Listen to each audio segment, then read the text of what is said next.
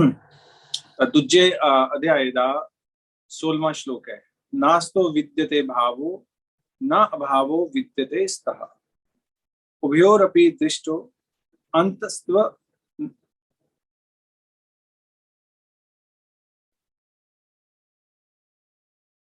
तब अन्योस तत्वदर्शी भी। इधर भगवान कृष्ण कह रहे हैं कि तत्वदर्शी कौन है। तो तत्वदर्शी जो है ਉਹਦੇ ਬਾਰੇ ਗੱਲ ਕਰੇ ਕਿ ਉਹ ਦੋ ਚੀਜ਼ਾਂ ਦੇਖਦਾ ਹੈ, सत और असत दोनों देखता है कि सत की है और असत की है।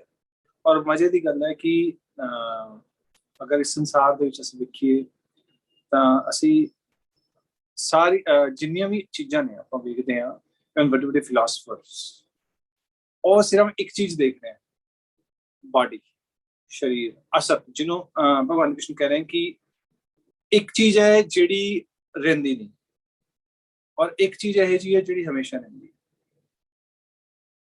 और इहदे ते वड्डी वड्डी फिलासफियां भी बन चुकी हैं, वड्डे वड्डे फिलासफर्स ने अपना दर्शन दिता है इहदे विच।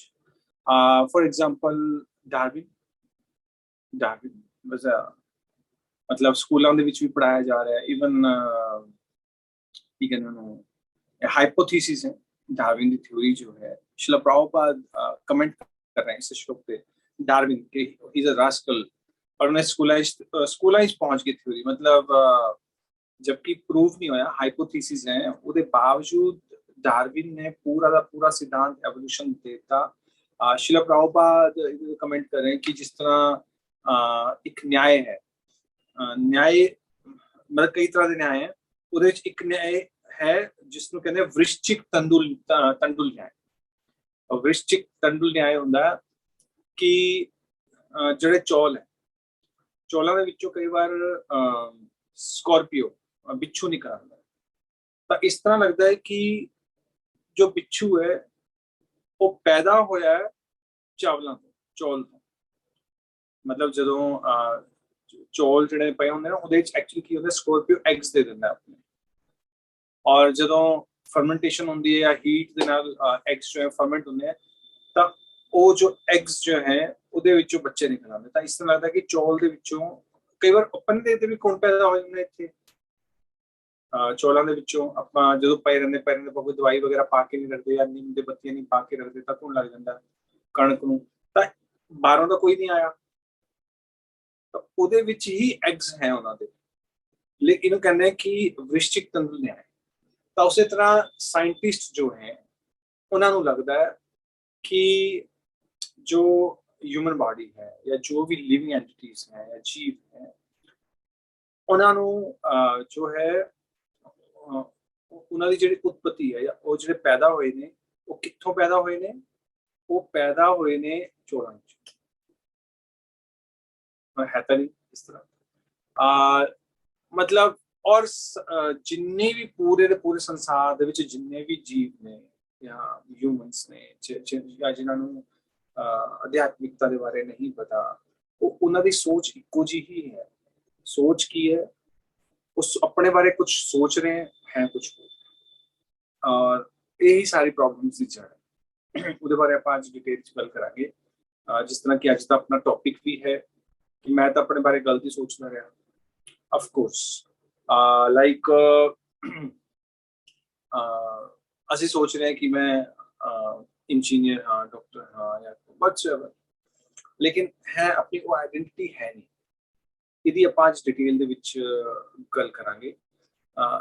या एक राज जिस तरह मान लो कि कोई किसी का मतलब कि एक एरोप्लेन जो सी ना क्रैश हो गया और एक की कहना कबीले ਦੇ ਵਿੱਚ ਜਾ ਕੇ ਉਹ ਗਿਰਿਆ ਜਿਹੜਾ ਕਿ ਪੂਰੇ ਸੰਸਾਰ ਤੋਂ ਕੱਟਿਆ ਹੋਇਆ ਸੀ। लेकिन चलो जो थले गिरया तो उसकी याददाश्त खो गई।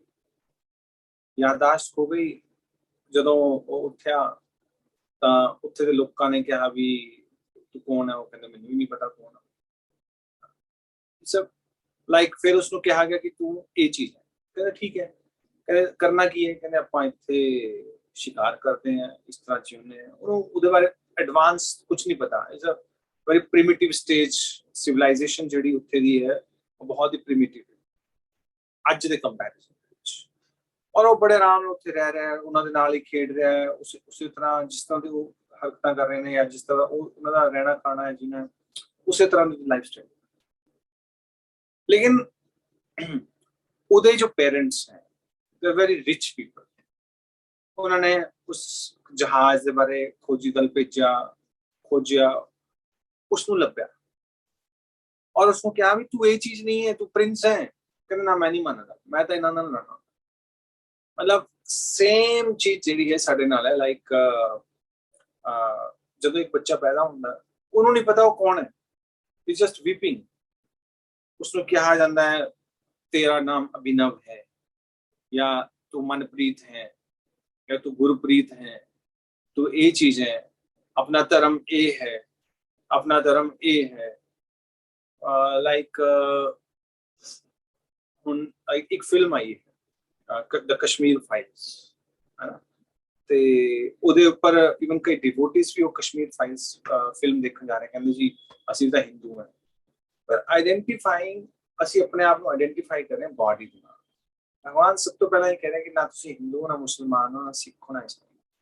ਫਸਟ ਯੂ ਅੰਡਰਸਟੈਂਡ, ਜੋ ਤत्वदर्शी ਹੈ ਉਹ ਇਸ ਤੋਂ ਉੱਪਰ ਵੇਖੇਗਾ, ਦੇਖੇਗਾ ਆਤਮਾ ਕੀ, ਉਹਦੇ ਨਾਲ ਕਨੈਕਟ ਕਰਕੇ ਫਿਰ ਗੱਲ ਕਰੇਗਾ, ਬॉडली प्लेटफॉर्म ਤੇ ਨਹੀਂ ਗੱਲ ਕਰੇਗਾ। ਜਿਸ ਤਰ੍ਹਾਂ ਕੁਝ ਲੋਕੀ ਹੈ, ਜਿਸ ਤਰ੍ਹਾਂ ਯੂਕਰੇਨ ਔਰ ਰਸ਼ੀਆ ਦੀ ਗੱਲ ਚੱਲ ਰਹੀ ਹੈ ਨਾ, ਮਤਲਬ ਕਿ ਦੋਨਾਂ ਦੀ ਲੜਾਈ ਚੱਲ ਰਹੀ ਹੈ, ਔਰ ਇੱਕ ਪੱਖ ਯੂਕਰੇਨ ਨਾਲ ਹੋ ਗਿਆ, ਇੱਕ ਪੱਖ ਰਸ਼ੀਆ ਨਾਲ ਹੋ ਗਿਆ, ਦੋਨਾਂ ਦੀ ਡਿਬੇਟਸ ਚੱਲ ਰਹੀਆਂ, ਸੋਸ਼ਲ ਮੀਡੀਆ ਦੀ ਡਿਬੇਟਸ ਚੱਲ ਰਹੀਆਂ।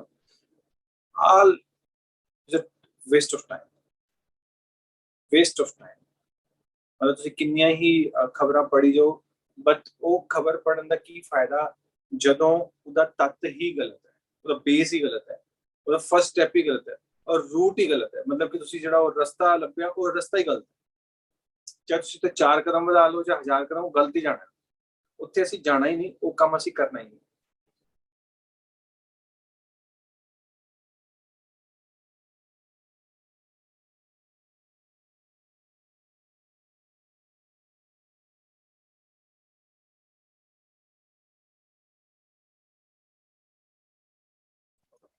हरे कृष्णा।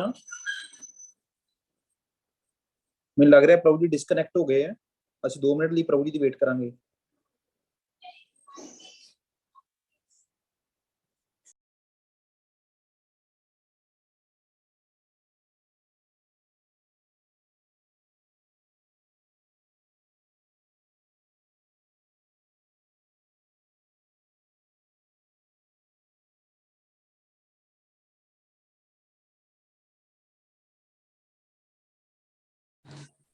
ਓਕੇ, ਸੌਰੀ ਵਿੱਚ ਕਾਲ ਆ ਗਈ ਸੀ, ਇਸ ਕਰਕੇ ਕੱਟ ਗਿਆ ਫੋਨ। ਐਨੀਵੇ, ਤਾਂ ਅਸੀਂ ਗੱਲ ਕਰ ਰਹੇ ਸੀ ਕਿ ਰਸ਼ੀਆ ਕੀ, ਪ੍ਰਭੂ ਸੌਰੀ ਡਿਸਟਰਬ ਕਰਨਾ ਪ੍ਰਭੂ ਜੀ, ਸਕਰੀਨ ਟੇਢੀ ਹੋ ਗਈ ਹੈ ਪ੍ਰਭੂ ਜੀ। ਹਾਂ, ਤੁਹਾਡੀ ਮੈਨੂੰ ਲੱਗ ਰਿਹਾ ਤੁਸੀਂ ਫੋਨ ਦੀ ਪੋਜੀਸ਼ਨ ਚੇਂਜ ਕੀਤੀ ਹੈ, ਸਕਰੀਨ ਟੇਢੀ ਹੋ ਗਈ। ਸਕਰੀਨ ਮੇਰੀ ਠੀਕ ਆ ਰਹੀ ਹੈ ਬਿਲਕੁਲ। ਅੱਛਾ ਠੀਕ ਹੈ ਪ੍ਰਭੂ ਜੀ, ਠੀਕ ਹੈ। हाँ, 1 मिनट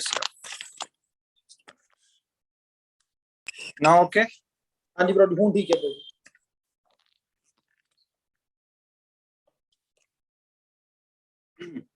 ਓਕੇ, ਤਾਂ ਅਸੀਂ ਗੱਲ ਕਰ ਰਹੇ ਸੀ ਕਿ ਅਸੀਂ ਰਸਤਾ ਹੀ ਗਲਤ ਲੱਭ ਲਿਆ। ਉੱਥੇ ਤੁਸੀਂ ਕਿੰਨੀ ਹੀ ਵੱਡੀਆਂ ਵੱਡੀਆਂ ਗੱਲਾਂ ਕਰ ਲਓ, ਬਟ ਤੁਸੀਂ ਗਲਤ ਰਸਤੇ ਤੇ ਹੋ। ਲਾਈਕ ਡਾਰਵਿਨ ਦੀ ਥਿਉਰੀ ਹੈ, ਮਤਲਬ ਅਸੀਂ ਫਿਲਾਸਫੀ ਦੀ ਗੱਲ ਕਰ ਰਹੇ ਸੀ ਕਿ ਡਾਰਵਿਨ, ਜਿਸ ਤਰ੍ਹਾਂ ਇੱਕ ਮੇਰੇ ਫਰੈਂਡ ਨੇ ਇੱਕ ਪੋਸਟਰ ਪਾਇਆ ਸੀ, ਇਟਸ ਅ ਵੈਰੀ ਸਰਕੈਜ਼ਮ। ਇੱਕ ਬਾਂਦਰ ਤੇ ਇੱਕ ਕੁੱਤਾ ਆਪਸ ਚ ਗੱਲ ਕਰਦੇ। ਬਾਂਦਰ ਪੁੱਛ ਰਿਹਾ ਕੁੱਤੇ ਨੂੰ, ਕਹਿੰਦੇ ਕਿ ਤੇਰੀ ਐਵੋਲੂਸ਼ਨ ਕਿੱਥੋਂ ਹੋਈ ਹੈ, ਮਤਲਬ ਕਿੱਥੋਂ ਤੇਰੀ, ਮਤਲਬ ਤੇਰੇ ਪੁਰਖੇ ਕਿਹੜੇ ਨੇ, ਮਤਲਬ ਕਿੱਥੋਂ ਤੁਹਾਡੀ ਐਵੋਲੂਸ਼ਨ ਹੋਈ, ਇਵੋਲਵ ਕਿੱਥੋਂ ਹੋਇਆ। ਜਾਂ ਤੁਸੀਂ ਕਹਿ ਲਓ ਕਿ ਜੇ ਅਸੀਂ ਐਵੋਲੂਸ਼ਨ ਥਿਉਰੀ ਦੇਖਿਆ, ਤੁਸੀਂ ਪਹਿਲਾਂ ਕੀ ਸੀ, ਕਹਿੰਦੇ ਅਸੀਂ ਵੋਲਵਸ ਤੋਂ ਆਏ ਹਾਂ। ਵੋਲਵਸ, ਮੈਨੂੰ ਨਹੀਂ ਪਤਾ ਪੰਜਾਬੀ ਚ ਵੋਲਵਸ ਨੂੰ ਕੀ ਕਹਿੰਦੇ। ਤੇ ਉਹ ਜਿਹੜਾ ਕੁੱਤਾ ਹੈ ਉਹ ਪੁੱਛਦਾ ਬਾਂਦਰ, ਹਿਊਮਨਸ ਨੂੰ, ਸੌਰੀ ਹਿਊਮਨਸ ਔਰ ਕੁੱਤੇ ਦੀ ਗੱਲ ਹੋ ਰਹੀ ਹੈ। ਹਿਊਮਨਸ ਨੂੰ ਪੁੱਛਦਾ ਹੈ, ਕਹਿੰਦਾ ਤੁਸੀਂ ਕਿੱਥੋਂ ਆਏ, ਵੋਲਵ ਕਿੱਥੋਂ ਆਏ ਹੋ। ਕਹਿੰਦਾ ਅਸੀਂ ਬਾਂਦਰ ਹੋ ਗਏ। ਕਹਿੰਦਾ ਯਾਰ ਗਜ਼ਬ ਬੇਇੱਜ਼ਤੀ ਹੈ, ਮਤਲਬ ਅਸੀਂ ਇਵੋਲਵ ਹੋਏ ਹਾਂ ਵੋਲਵਸ ਤੋਂ, ਡਾਰਵਿਨ ਦੀ ਥਿਉਰੀ, ਔਰ ਤੁਸੀਂ ਬਾਂਦਰਾਂ ਤੋਂ, ਮਤਲਬ ਕੀ ਕੰਪੈਰੀਜ਼ਨ ਕੀ ਹੈ। It's just sarcasm. ਮਤਲਬ ਡਾਰਵਿਨ ਦੀ ਥਿਉਰੀ ਆਪਾਂ ਦੇਖ ਲਈ ਤੇ ਮਤਲਬ ਪਹਿਲਾ ਰਸਤਾ ਹੀ ਪਹਿਲਾਂ ਹੀ ਗਲਤ ਹੈ।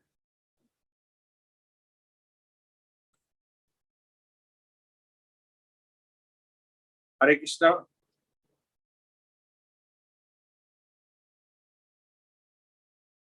हरे कृष्णा। आवाज आ रही है मेरी?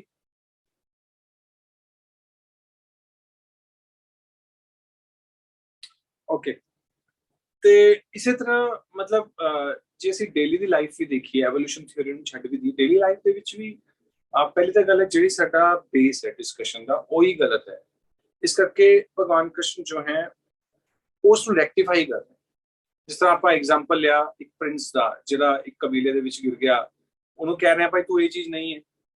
ਜਾਂ ਇਸੇ ਤਰ੍ਹਾਂ ਅਸੀਂ ਸੰਸਾਰ ਦੇ ਵਿੱਚ ਆ ਕੇ ਇੱਕ ਬੱਚਾ ਪੈਦਾ ਹੋਇਆ, ਉਹਨੂੰ ਅਸੀਂ ਕਹੀ ਜਾਂਦੇ ਹਾਂ ਵੀ ਤੂੰ ਸ਼ਰੀਰ ਹੈ, ਤੂੰ बेटा ਵੱਡੇ ਹੋ ਕੇ ਇਹ ਬਣਨਾ ਹੈ, ਡਾਕਟਰ ਬਣੇਗਾ, ਤੂੰ ਇੰਜੀਨੀਅਰ ਬਣੇਗਾ, ਤੂੰ ਵੱਡਾ ਨੇਤਾ ਬਣੇਗਾ, ਤੂੰ ਆਰਮੀ ਦੇ ਵਿੱਚ ਜਾਏਗਾ, ਤੂੰ ਪਾਇਲਟ ਬਣੇਗਾ, ਤੂੰ ਮਰਚੈਂਟ ਨੇਵੀ ਵਿੱਚ ਜਾਏਗਾ, ਤੂੰ ਬਿਜ਼ਨਸਮੈਨ ਬਣੇਗਾ, ਤੇਰੇ ਆਈਡੀਅਲਸ ਕੌਣ ਨੇ, ਤੇਰੇ ਆਈਡੀਅਲਸ ਇਹ ਨੇ। ਇਟਸ ਨਾਲ ਮਤਲਬ ਹੁਣ ਉਹਦੀ ਆਪਣੀ ਮੈਮਰੀ ਤਾਂ ਪਿਛਲੇ ਜਨਮ ਦੀ ਖੋ ਗਈ ਨਾ, ਉਹ ਪਿਛਲੇ ਜਨਮ ਦੇ ਵਿੱਚ ਉਹਦੇ ਸੰਸਕਾਰ ਹੈ ਉਹ ਹੈ ਨਹੀਂ, ਜ਼ੀਰੋ ਹੋ ਗਏ।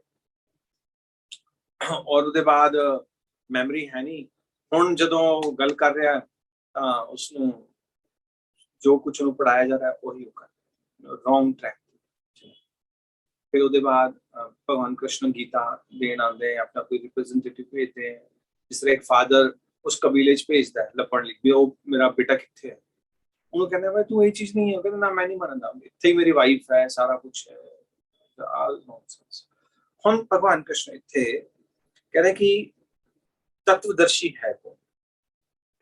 ਹੁਣ ਕੁਝ ਐਗਜ਼ਾਮਪਲਸ ਆਪਾਂ ਗੱਲ ਕਰਦੇ ਹਾਂ ਐਗਜ਼ਾਮਪਲਸ ਨਾਲ। ਲਾਈਕ ਇੱਕ ਅਗਰ ਆਪਾਂ ਪਹਾੜ ਦੀ ਗੱਲ ਕਰੀਏ, ਵੱਡਾ पहाड़ जो है दूर का पहाड़ दिखाई दे रहा है ना। बलदेव विद्याभूषण या होर आचार्य इस चैप्टर ਨੂੰ ਲਿਖ ਰਹੇ सांख्य योग। ਤਾਂ सांख्य योग ਨੂੰ ਬਹੁਤ ਹੀ ਧਿਆਨ ਨਾਲ ਪੜ੍ਹਨ ਦੀ ਗੱਲ ਹੈ, ਧਿਆਨ ਨਾਲ ਸਮਝਣ ਦੀ ਗੱਲ ਹੈ, ਕਿਉਂਕਿ ਬੇਸ सांख्य योग ਦੇ ਵਿੱਚ ਕੀ ਹੁੰਦਾ, ਇੱਕ ਇੱਕ ਚੀਜ਼ ਨੂੰ ਨਿਖੇੜ ਕੇ ਰੱਖਿਆ ਜਾਂਦਾ, ਅਲੱਗ-ਅਲੱਗ ਕਰਕੇ ਦੱਸਿਆ ਜਾਂਦਾ।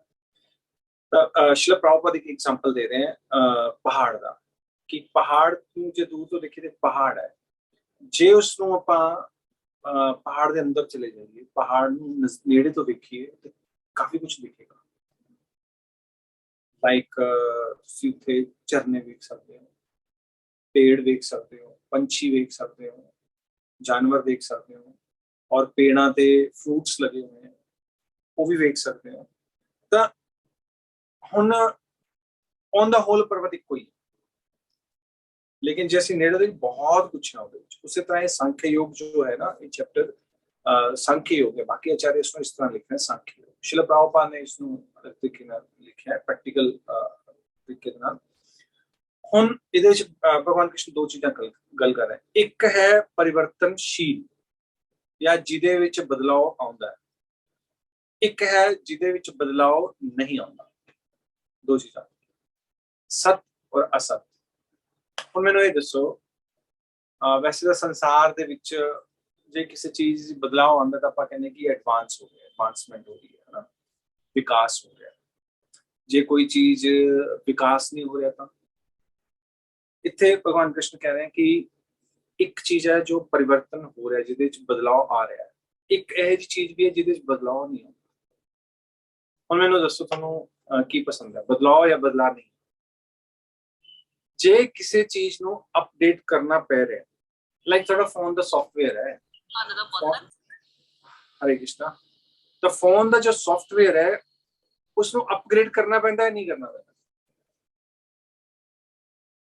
ਜਾਂ ਟੂਥਪੇਸਟ ਲਾ ਲਓ, ਟੂਥਪੇਸਟ ਨੂੰ ਵੀ ਅਪਗ੍ਰੇਡ ਕਰਨਾ ਹੈ, ਜਿਹਨੂੰ ਅਸੀਂ ਡੇਲੀ ਯੂਜ਼ ਕਰ ਰਹੇ ਹਾਂ। ਇਵਨ ਜੇ ਕੋਈ ਫੋਨ ਵੀ ਯੂਜ਼ ਨਹੀਂ ਕਰ ਰਿਹਾ, ਐਟਲੀਸਟ उसमें पता है कि ਉਹਦਾ ਜੋ ਟੂਥਪੇਸਟ ਹੈ, ਅੱਜ ਤੋਂ 10 ਸਾਲ ਪਹਿਲਾਂ ਕਹਿੰਦੇ ਸੀ ਵੀ ਇਹਦੇ 'ਚ ਇਹ ਚੀਜ਼ ਨਹੀਂ ਹੈ, ਅੱਜ ਕਹਿ ਰਿਹਾ ਵੀ ਹੁਣ ਅਸੀਂ ਇਹਦੇ 'ਚ ਇਹ ਚੀਜ਼ ਪਾ ਕੇ ਇਹਨੂੰ ਅਪਗ੍ਰੇਡ ਕਰਦੇ ਹੈ ਨਾ।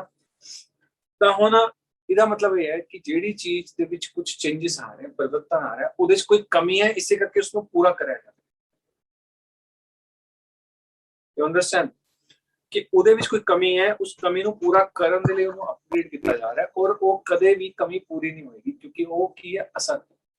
ਭਗਵਾਨ ਕ੍ਰਿਸ਼ਨ ਕਹਿ ਰਹੇ ਕਿ ਉਹ ਕਮੀ ਜਿਹੜੀ ਹੈ ਉਹ ਅਸਤ ਹੈ, ਔਰ ਜਿਹਦੇ 'ਚ ਕੋਈ ਕਮੀ ਨਹੀਂ ਹੈ ਉਸਨੂੰ ਅਪਗ੍ਰੇਡ ਕਰਨ ਦੀ ਲੋੜ ਨਹੀਂ, ਕਿਸੇ ਚੀਜ਼ ਦੀ ਜ਼ਰੂਰਤ ਨਹੀਂ।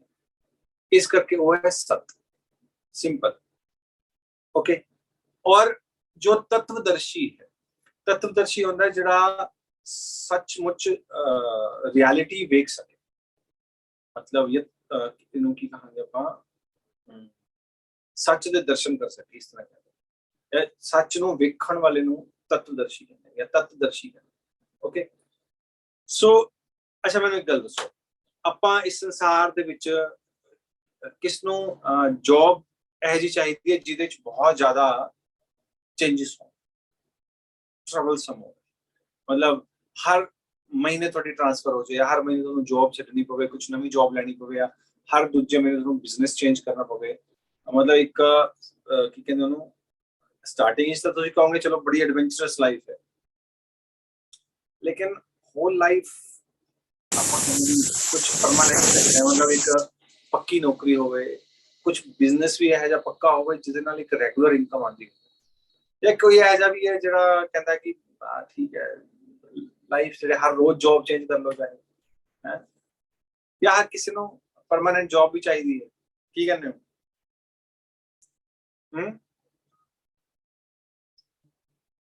बोलो की कहने हो? परमानेंट जॉब चाहिए या टेम्परेरी जॉब चाहिए है? परमानेंट बिजनेस चाहिए या टेम्परेरी बिजनेस? हरे कृष्णा, ਤੁਸੀਂ ਅਨਮਿਊਟ ਕਰਕੇ ਪ੍ਰਭੂ ਜੀ ਨੂੰ ਆਨਸਰ ਕਰ ਸਕਦੇ ਹੋ। हाँ परमानेंट। Okay okay. और एनीवन एल्स? मैसेज भी कर सकते हो क्या? बाकी सुन नहीं रहे क्या? वी कितने 20 पार्टिसिपेंट्स हैं, बाकी सुन नहीं रहे?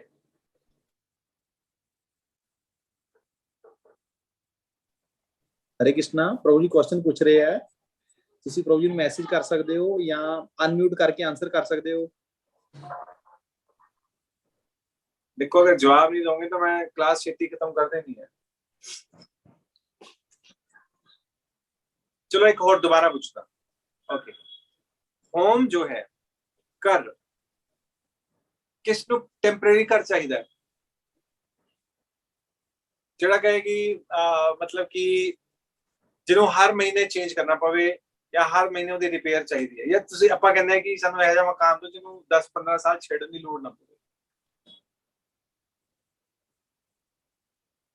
हाँ परमानेंट या टेम्परेरी कर कैसा चाहिए?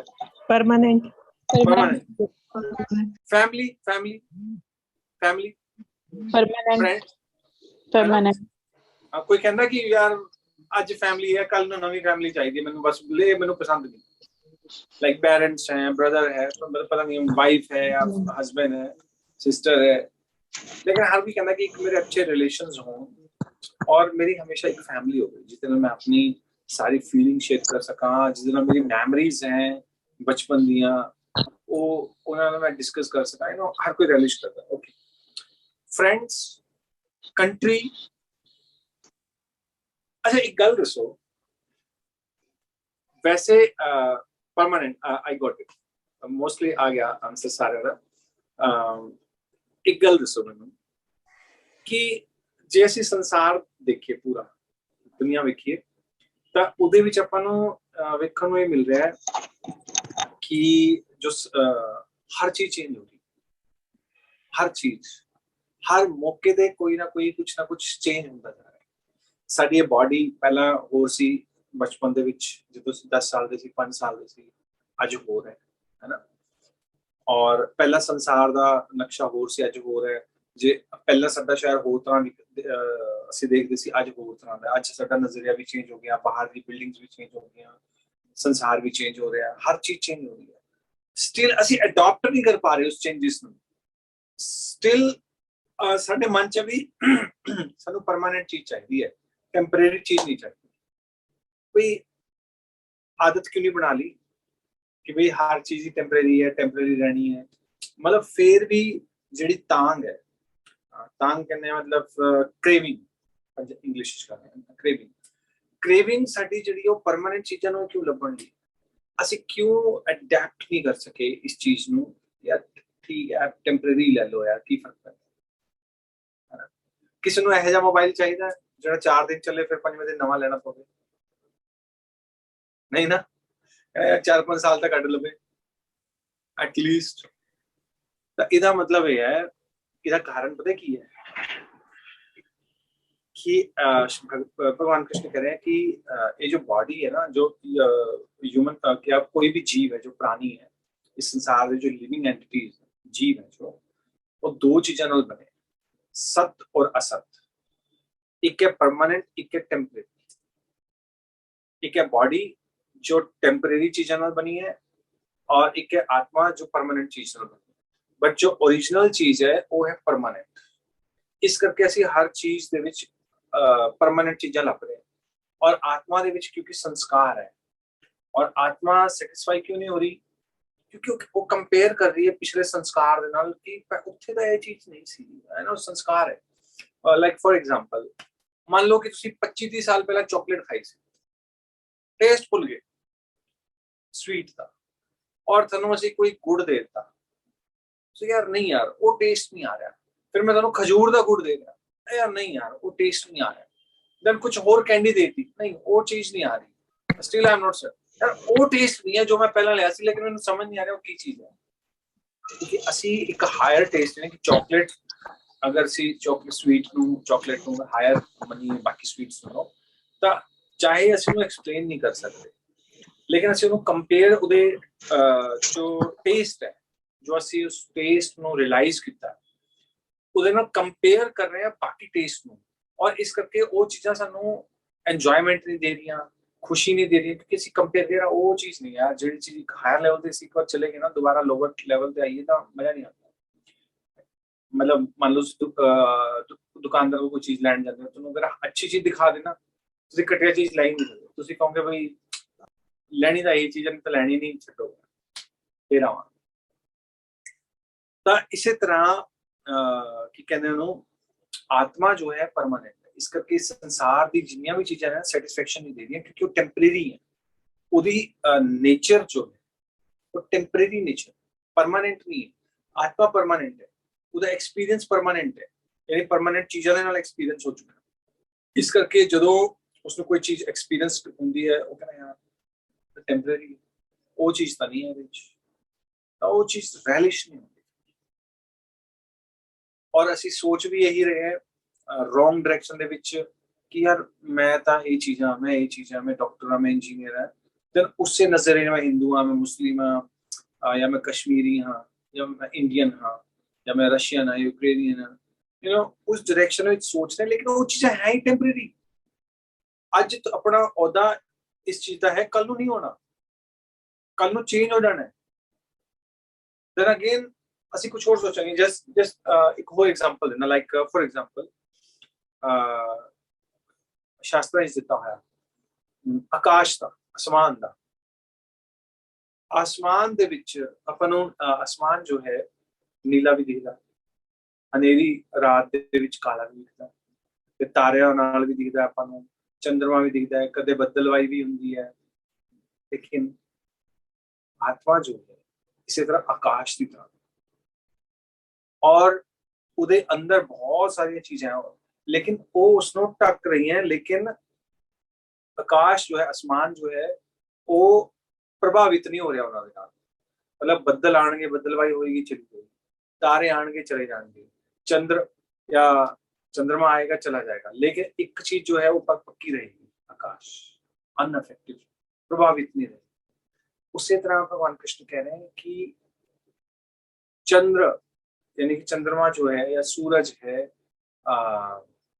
आएगा जाएगा, कई कलामा दिखाएगा, लेकिन आसमान में कोई फर्क नहीं पड़ेगा। सिंपल मतलब ਬੱਦਲ ਬਹੁਤ ਸਾਰੇ ਹੋਣਗੇ, ਕਈ ਵਾਰ ਇੰਨਾ ਹਨੇਰਾ ਹੋ ਜਾਂਦਾ ਬੱਦਲਾਂ ਨਾਲ ਵੀ ਮੀਂਹ ਦੇ ਦਿਨਾਂ ਵਿੱਚ, ਮਤਲਬ ਬਾਰਿਸ਼ਾਂ ਦੇ ਵਿੱਚ, ਕਿ ਐਂ ਲੱਗਦਾ ਕਿ ਰਾਤ ਹੋ।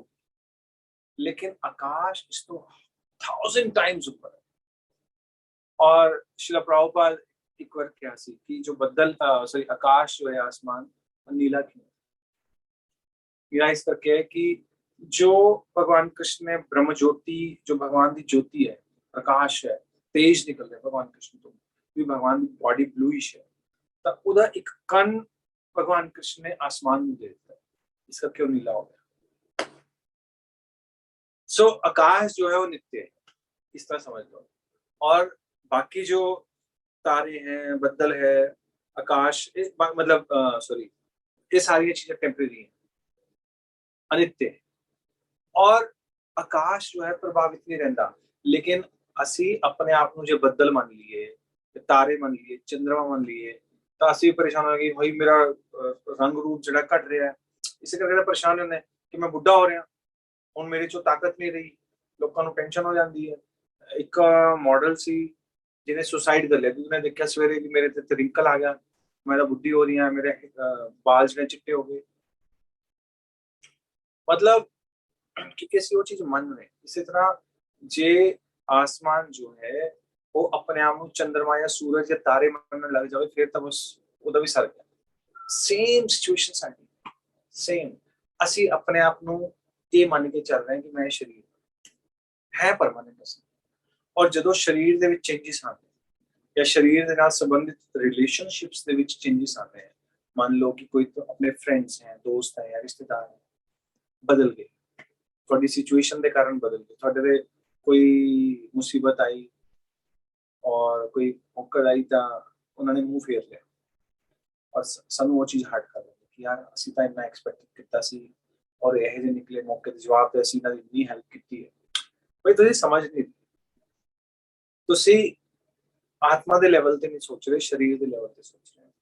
ਤੁਸੀਂ ਕਹਿ ਰਹੇ ਹੋ ਕਿ ਉਹ ਬਾਡੀ ਦੇ ਰਿਲੇਸ਼ਨਸ਼ਿਪ ਹੈ, ਉਹ ਚੇਂਜ ਹੋਣਗੇ। ਭਗਵਾਨ ਕ੍ਰਿਸ਼ਨ ਦਾ ਆਤਮਾ ਦੇ ਨਾਲ ਸੰਬੰਧ ਹੈ, ਉਹ ਪਰਮਾਨੈਂਟ ਹੈ, ਉਹ ਕਦੇ ਨਹੀਂ ਬਦਲੇ। ਚਾਹੇ ਕਿਸੇ ਵੀ ਸਿਚੁਏਸ਼ਨ ਵਿੱਚ ਅਸੀਂ ਚਲੇ ਜਾਈਏ, ਕ੍ਰਿਸ਼ਨਾ ਵਿਲ ਲਵ ਆਲਵੇਸ। ਸਾਨੂੰ ਭਗਵਾਨ ਕ੍ਰਿਸ਼ਨ ਹਮੇਸ਼ਾ ਹੀ ਪਿਆਰ ਕਰਦੇ। ਇਸ ਕਰਕੇ ਭਗਵਾਨ ਕ੍ਰਿਸ਼ਨ ਨੇ ਗੀਤਾ ਵਿੱਚ ਵੀ ਕਹਿਤਾ, ਜੀਵ ਭੂਤ ਸਨਾਤਨ ਮੇ ਵੰਸ਼ੋ ਜੀਵ ਲੋਕੇ ਜੀਵ ਭੂਤ ਸਨਾਤਨ। ਕਿ ਅਰਜੁਨ, ਇਹ ਜਿਹੜੇ ਜੀਵ ਹੈ ਨਾ ਮੇਰੇ ਅੰਸ਼, ਮੇਰੇ ਆਪਣੇ, बहुत ही प्रेम नाल कह रहा है कि मैं उन्होंने एक्सेप्ट करना चाहता, मेरे को आ नहीं रहे, मैं उन्होंने जफी पाना चाहता पर मेरे नेड़े नहीं आ रहे। मतलब तो सोचो किथे भगवान Krishna is a purest form और किथे we are the ugliest form. Still उन्हां दे मन दे विच साडे प्रति किसी भी तरह दी कोई दुर्भावना नहीं, कि रिलेशनशिप जो है ना आत्मा दे साथ, इसलिए भगवान कृष्ण मैं तुम्हें प्रेम करता, वो हमेशा ही करते। वो साडी नलायकी है कि ਅਸੀਂ ਨਹੀਂ ਪਿਆਰ ਕਰਨਾ ਚਾਹੁੰਦੇ, ਅਸੀਂ ਕਹਿੰਦੇ ਸਾਨੂੰ ਨਹੀਂ ਪਸੰਦ, ਅਸੀਂ ਇੱਥੇ ਹੀ ਠੀਕ ਹੈ, ਇਸੇ ਨਾਲੀ ਦੇ ਵਿੱਚ ਪਏ ਰਵਾਂਗੇ, ਮਲ ਖਾਵਾਂਗੇ। और ਕੀ ਕਹਿੰਦਾ, ਇੱਕ ਹੋਰ ਐਗਜ਼ਾਮਪਲ ਦੇਣਾ, ਲਾਈਕ ਕੋਟ और ਪੈਂਟ है। मान लो किसी ने बहुत बढ़िया कोट पैंट पाया, तो कोट और पैंट का जो रूप है वो किसने दिता है? ਤੁਸੀਂ ਕਹੋਗੇ ਦਰਜੀ ਨੇ ਦਿੱਤਾ ਹੋਣਾ ਜੀ, ਦਰਜੀ ਨੇ ਬਣਾਤਾ। ਜੇ ਕੋਟ ਪੈਂਟ ਦਰਜੀ ਨੇ ਬਣਾਇਆ ਤਾਂ ਕਿਸੇ ਦਾ ਮਾਪ ਤਾਂ ਲਿਆ ਹੋਣਾ, ਜਾਂ ਕੁੱਤੇ ਦਾ ਮਾਪ ਲੈ ਕੇ ਕੋਟ ਪੈਂਟ ਬਣਾਤਾ, ਕਿਤੇ ਕਿਸੇ ਦਾ ਮਾਪ ਤਾਂ ਲਿਆ ਹੋਣਾ, ਜਾਂ ਤਾਂ ਕੁੱਤੇ ਦਾ ਮਾਪ ਲੈ ਕੇ ਜੇ ਤੁਹਾਨੂੰ ਪਵਾ ਦਈਏ ਕੋਟ, ਤੁਹਾਨੂੰ ਆ ਜਾਏਗਾ? ਨਹੀਂ ਆਏਗਾ, ਉਹ ਤੁਹਾਡਾ ਹੀ ਮਾਪ ਲਏਗਾ। और थोड़े कोई मोटा है कोई पतला है, उधर अकॉर्डिंग माप लिया है। इसी तरह जो आत्मा है ना वो सत्य है, जितो भगवान कृष्ण कह रहे हैं भाव अभाव, कि शरीर का कोई भाव नहीं है, आत्मा का भाव है। ये दो मतलब है, एक भाव का मतलब है रूप और एक भाव का मतलब है मूल्य, यानी इसकी कीमत नहीं है। एक दी कीमत है, एक दी कीमत नहीं है, एक का रूप है, एक का नहीं है।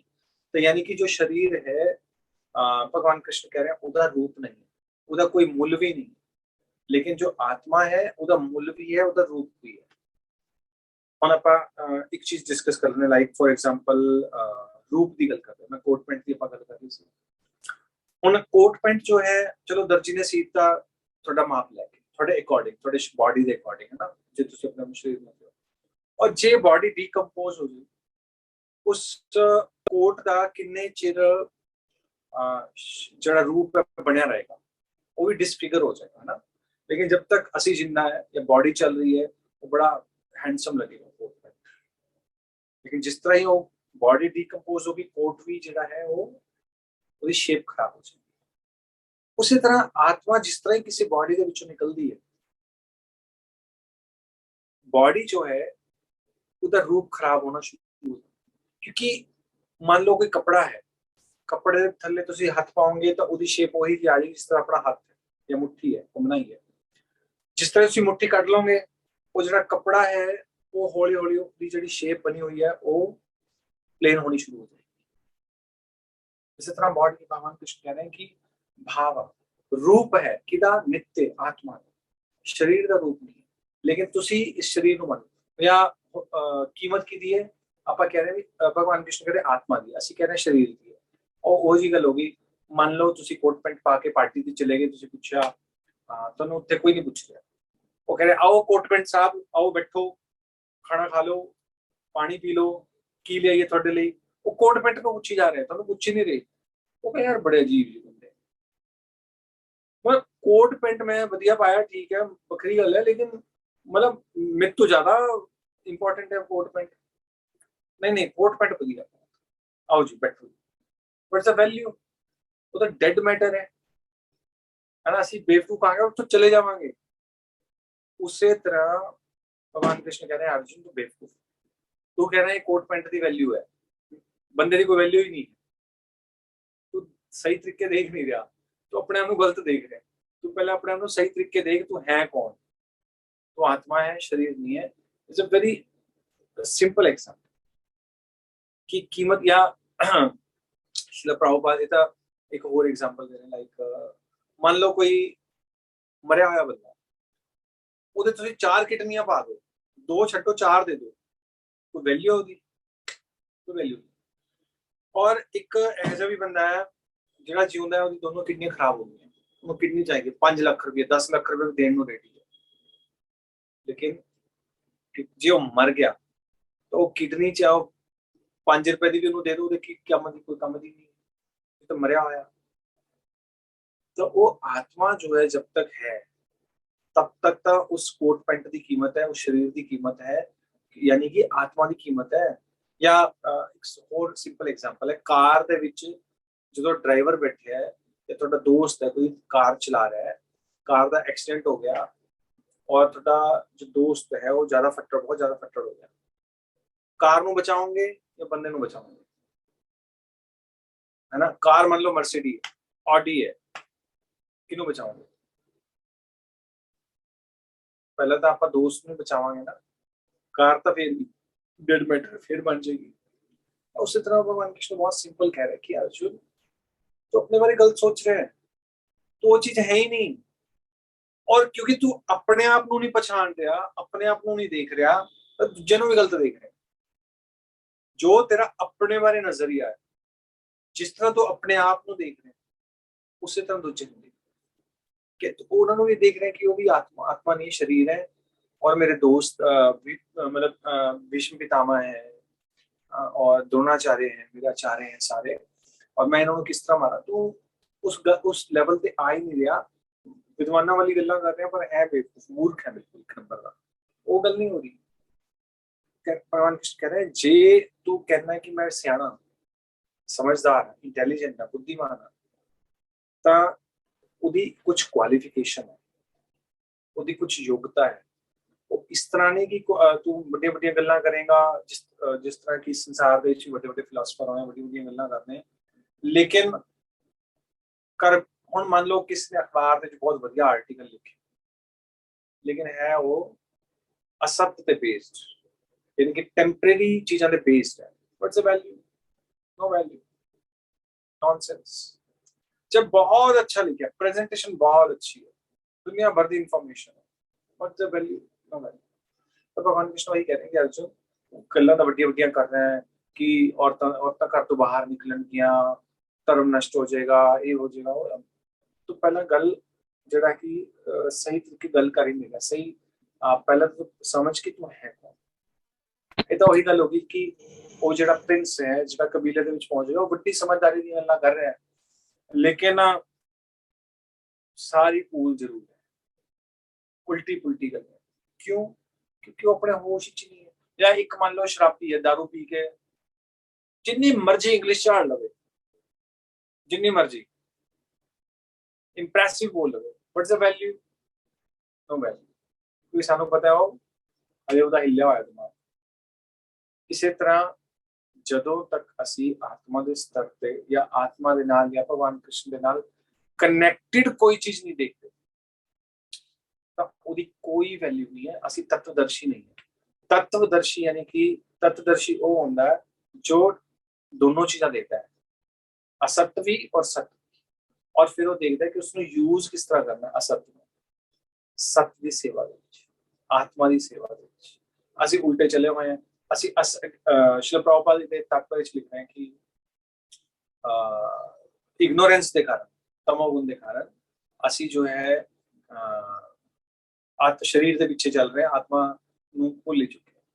और इसी तरह जो मान लो कश्मीर फाइल्स ਤੁਸੀਂ ਦੇਖਣ ਵੀ ਜਾ ਰਹੇ ਹੋ, ਫॉर एग्जांपल देखो, अगर ਤੁਸੀਂ ਉਸ ਨੂੰ ਕਨੈਕਟ ਪਾ ਰਹੇ ਹੋ, ਕਨੈਕਟ ਕਰ ਪਾ ਰਹੇ ਹੋ ਆਤਮਾ ਦੇ ਨਾਲ, ਭਗਵਾਨ ਕ੍ਰਿਸ਼ਨ ਦੇ ਨਾਲ, ਆਤਮਾ ਦੇ ਨਾਲ।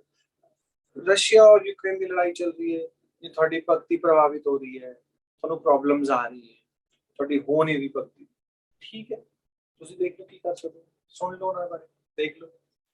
ਅਗਰ ਤੁਹਾਡੇ ਤੇ ਕੋਈ ਐਸਾ ਨਹੀਂ, ਵੈਸੇ ਹੀ ਮਜ਼ੇ ਲੈਣ ਲਈ ਸੁਣ ਰਹੇ ਹੋ, ਤਾਂ ਇਟਸ ਆਲ ਟਾਈਮ ਵੇਸਟ। ਪਹਿਲੇ ਜ਼ਮਾਨੇ ਦੇ ਵਿੱਚ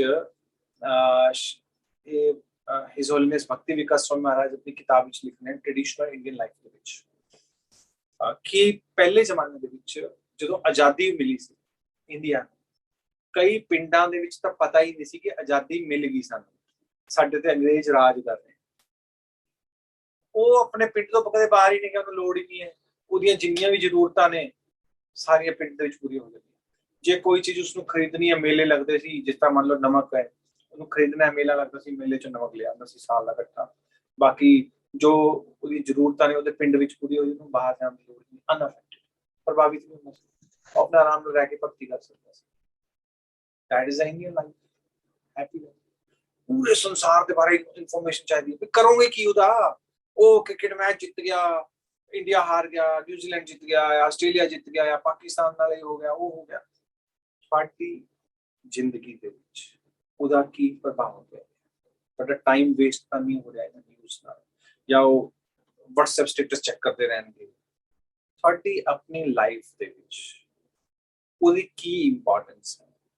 ਉਹ ਆਤਮਾ ਦੇ ਨਾਲ ਕਿੰਨਾ ਤੁਹਾਡੇ ਨਾਲ ਜੁੜਿਆ ਹੋਇਆ, ਜਾਂ ਉਹ ਤੁਹਾਡੀ ਕੌਨਸ਼ੀਅਸਨੈਸ ਨੂੰ ਕਿੰਨਾ ਐਲੀਵੇਟ ਕਰ ਰਿਹਾ, ਉਹਨੂੰ ਅੱਗੇ ਵਧਾ ਰਿਹਾ, ਕਿ ਉਹ ਤੁਹਾਡਾ ਨਜ਼ਰੀਆ ਬਦਲ ਰਿਹਾ, ਆਤਮਾ ਦੇ ਸਤਰ ਤੇ ਤੁਹਾਨੂੰ ਲੈ ਕੇ ਜਾ ਰਿਹਾ, कि ਤੁਸੀਂ ਹਾਇਰ ਪਲੇਟਫਾਰਮ ਤੇ ਸੋਚ ਰਹੇ ਹੋ।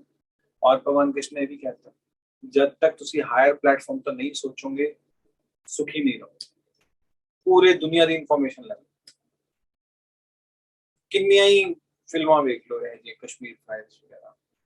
ਜਬ ਤੱਕ ਤੁਹਾਡੀ ਕੌਨਸ਼ੀਅਸਨੈਸ, ਤੁਹਾਡੀ ਚੇਤਨਾ ਬਾਡੀ ਦੇ ਸਤਰ ਤੋਂ, ਸਰੀਰ ਦੇ ਸਤਰ ਤੋਂ, ਆਤਮਾ ਦੇ ਸਤਰ ਤੱਕ, ਜਾਂ ਤੁਸੀਂ ਕਹ ਲਓ ਕਿ ਤत्वदर्शी ਆਪਾਂ ਨਹੀਂ ਬਣਦੇ, ਜਦੋਂ ਤੱਕ ਉਦੋਂ ਤੱਕ ਅਸੀਂ ਐਨਾਲਾਈਜ਼ ਨਹੀਂ ਕਰ ਸਕਦੇ, ਸਹੀ ਡਾਇਰੈਕਸ਼ਨ ਦੇ ਵਿੱਚ ਨਹੀਂ ਜਾ ਸਕਦੇ, ਉਦੋਂ ਤੱਕ ਸਾਡੇ ਲਈ ਬਹੁਤ ਹੀ ਡਿਫਿਕਲਟ ਹੈ ਕਿ ਅਸੀਂ ਕੋਈ ਸਹੀ ਨਿਚੋੜ ਤੇ ਆ ਸਕੀਏ, ਆਪਣੀ ਲਾਈਫ ਨੂੰ ਕੋਈ ਡਾਇਰੈਕਸ਼ਨ ਦੇ ਸਕੀਏ। तो कोई प्रश्न किसी का है तो पूछ सकते हो।